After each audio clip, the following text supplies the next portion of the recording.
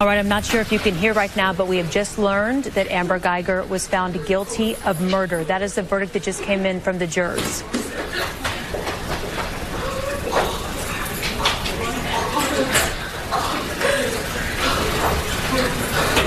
And okay, so I'm hearing from my producer that they're going to take a break. Obviously, you can hear crying. You can see both of John's family hugging.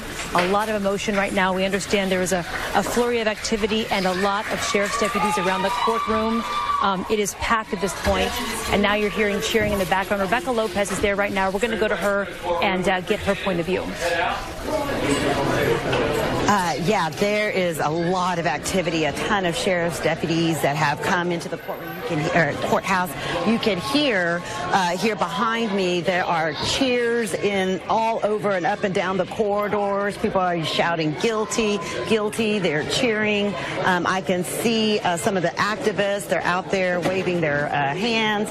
Obviously, this crowd, this is what a lot of the people that were supporting both of John's family were wanting, a murder guilty verdict. And so it appears that Amber Guyger has, in fact, been found guilty of murder. Now, there were some questions that were asked by the jury earlier about the definition of manslaughter and also the Castle Doctrine. They wanted to see an exhibit.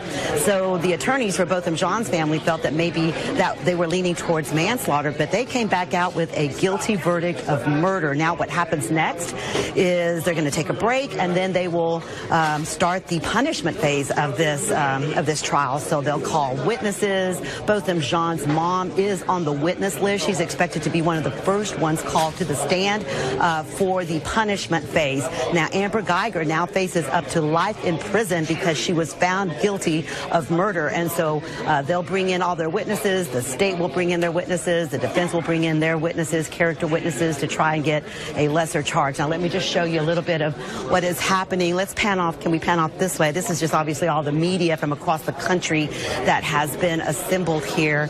We've been waiting on pins and needles like everyone else for a verdict, and that is what we have now. We're waiting to see both of John's family coming out of the courtroom. I'm assuming that they will have a news conference. They've been they've not been able to talk, and in fact, probably just the lawyers are going to talk because the family is still under a gag order. The mom and dad are not allowed to speak still because they're witnesses in the punishment phase of this trial.